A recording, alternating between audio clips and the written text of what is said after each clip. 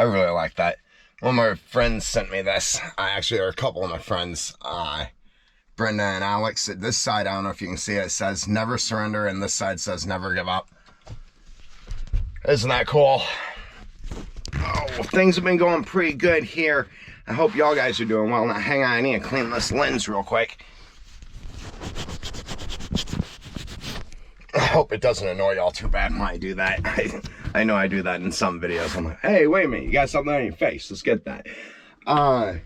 Things are going pretty well here. I'm able to call Monday and make my appointment for my MRI about my neck and this nerve damage. Really happy about that.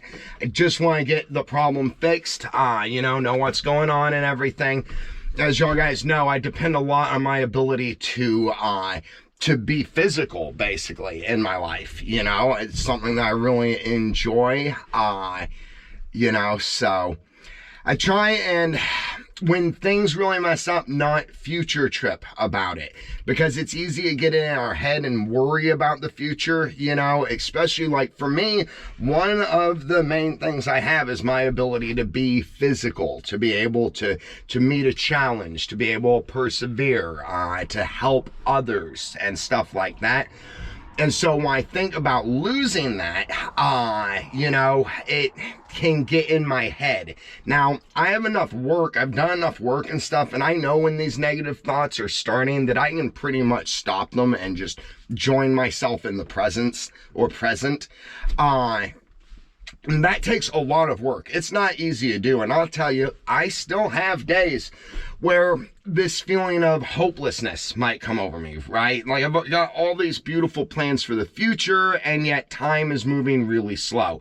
And so I'll question, well, what's the point? Or what am I doing? Or will things ever work out? And these kind of things. And, those days, I think no matter what we do, no matter how much work we have, we're always going to have either those moments or those days. Me and my recovery, since it's not just life recovery, it's also substance abuse recovery, I really can focus on times and days like that in a let's get through it kind of way. Because lots of times, especially in early sobriety, early abstinence-based recovery, we have entire days that it's like, oh man, I just want to drink. It's kind of like looking for any excuse. If something bad happens, if we get rattled, instantly the mindset in early recovery is, oh man, let's go drink or use or whatever our thing is.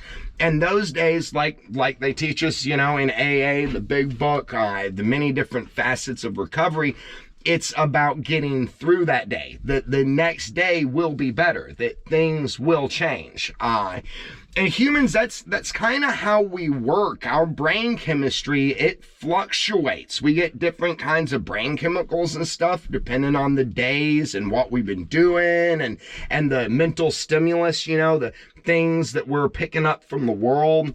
And those days, especially in early recovery, are difficult to get through. And the trick is to just do it one day at a time. We just get through an hour and then another hour and then go to bed and wake up the next day. And things may not be perfect, but they will be better. And at least we gain the confidence in ourselves to be able to make it through. The more difficult things we do, the easier it becomes to do difficult things, like lifting weights or running or working out or learning things. Is there a subject that you've tried to learn that was really hard in the beginning, and after practice we become more comfortable with it and become better at it? That's kind of, I reckon that, or relate that to pretty much everything in life, I guess. Also, hardship and difficulty. What I really dig is that when things are difficult, when things are hard, when we're faced with impossible situations, that's when people begin to grow. People that have everything taken care of are, well, much like animals that have everything taken care of.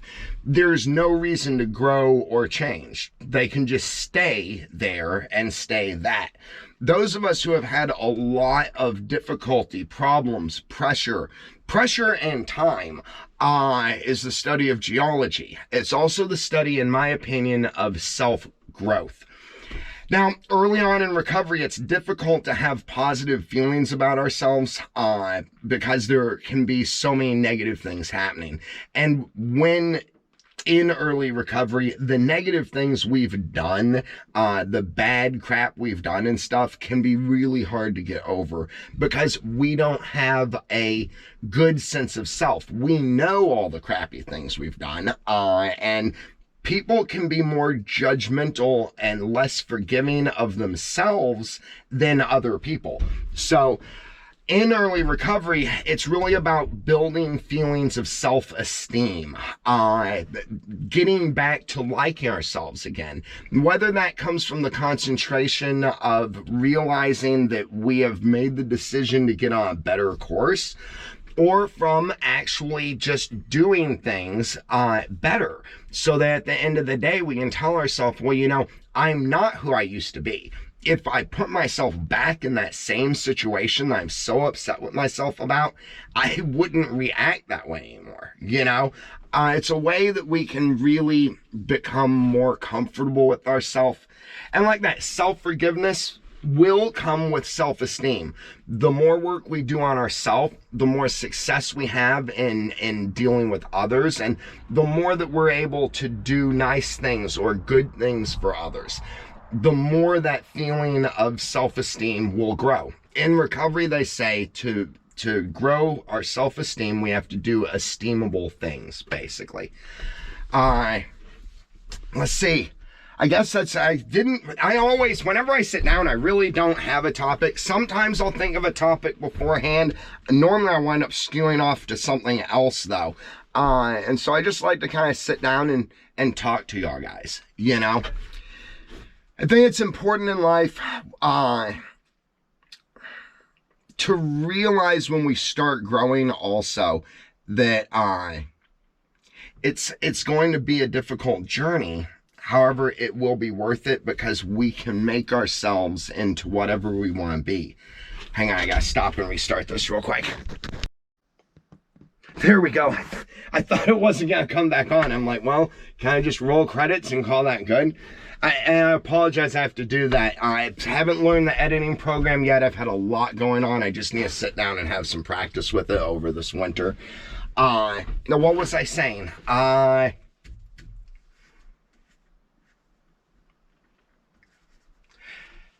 Well, see, I should have stopped doing drugs so many years before I actually did, you know? I still have those moments where everything just floats on my head. I guess I'll just start on the topic of change. When I first decided to quit drinking and drugging, I know I've said this to you before, I kept thinking that it was other things in life, the really crappy problems, the toxic or using people, or the people that were just users of other people, that was my problem, that caused me to want to drink and drug.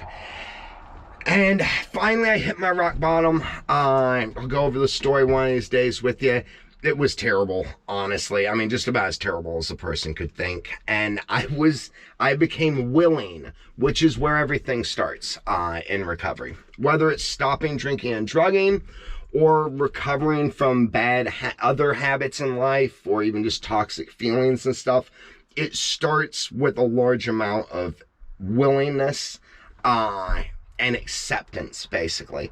I accepted who I was, how I was, and that I had serious problems, and that I was powerless to be able to change them. I became willing to do whatever I needed to do to be able to change them.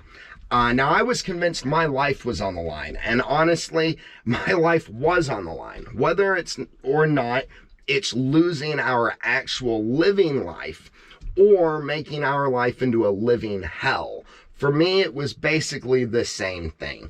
So I became willing, I became willing to listen to other people who had put their life back together.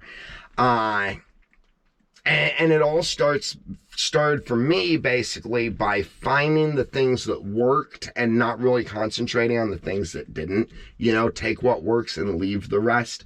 Also finding people that had what I wanted. So if I find somebody that has what I want, if I do what they do, I can get what they have. Now it's a lot harder with, like, you know, if I like their house, or if I like their car, or I like the fact they have money, or whatever those things are. For me, what I wanted was self-control. I wanted the ability to communicate. I wanted to have good relationships. I wanted to have good friendships. And in order to do that, I had to learn a lot. One of the first, so in acceptance, I had to accept that I was the problem. Nobody else had anything to do with anything, and my problem was entirely that I wanted to drink and drug. And I accepted that. I did what they said. I said, my name is Matt. I'm an alcoholic. I am powerless against drugs and alcohol. My life has become unmanageable. Those were, for me, the magic words. Those were the, I'm tapping out. I am willing now to do whatever you say. Teach me, please, how to live better. And one of the first things they said, they're like, good for you, Matt.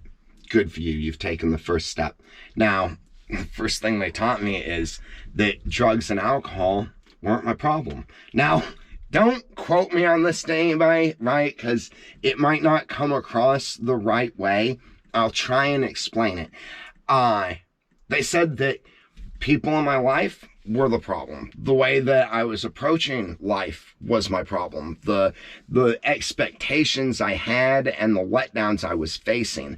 And a bunch of little things throughout my life that I was very upset about, that I didn't even really realize I was upset about, were the reasons that I desired to use drugs and alcohol to bury those feelings, skip through them, and numb out, basically. And I know I've said it to you before, my mind was blown. You ever get to that point where somebody's tapping on your shoulder over and over and over again, right? And then just, it's the last tap. It's like, kaboom, right?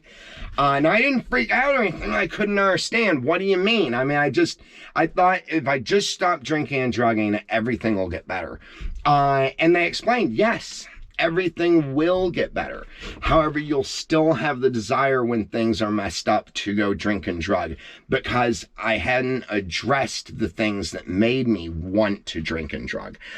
We all have these little things throughout our life that can turn into big things, or maybe they're big things that seem like little things. I don't really know.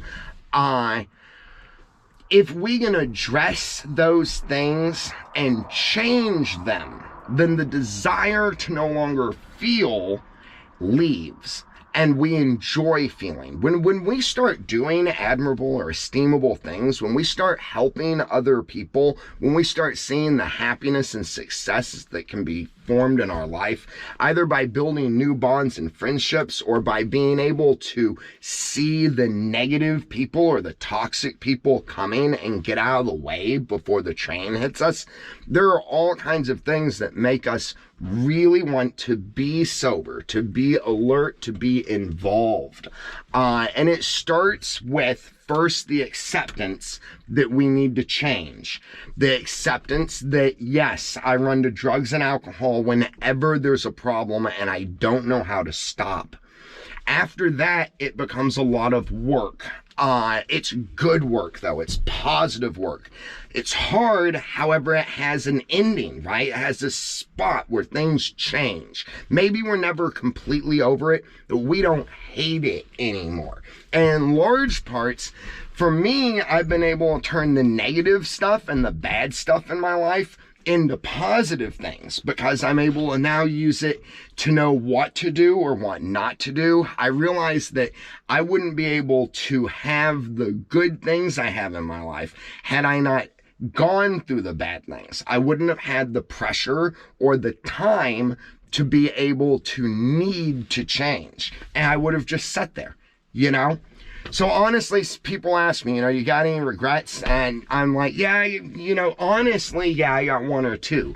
In the long run, though, I don't really have many regrets. And I wouldn't I wouldn't change the pain and suffering I've gone through, because if I did, I wouldn't have grown to this point. And I just look forward to the next point and the next point, and growing and growing. All right, this is getting long. I try and keep them a little bit shorter. I hope that you've enjoyed this video. I hope I've made sense and that somebody could relate, maybe got something out of it. I sure appreciate you being part of my life. Never give up, never surrender, because you're worth it. Remember, believe in yourself.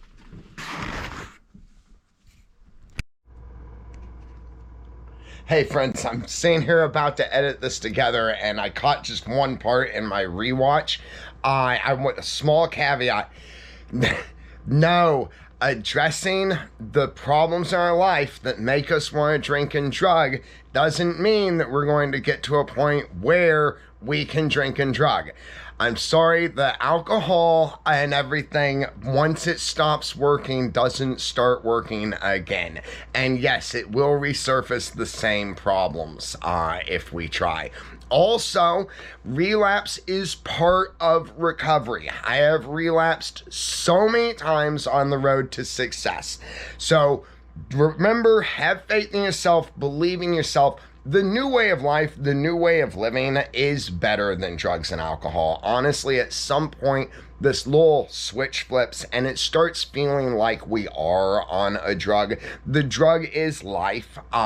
Being clear, being able to think, concentrate, react, help other people, and have healthy friendships and relationships is so worth it. I mean, for me, the trade-off was something that made me either feel upset or sad, or made me no longer feel the zeal of life, the beautiful way that it shines and sparkles when we embrace it. And I wouldn't trade shining and sparkling for dull and dead any day. Okay, I hope you've enjoyed this video. Thank you so much again for being part of my life. I'll catch y'all guys later. Never give up, never surrender.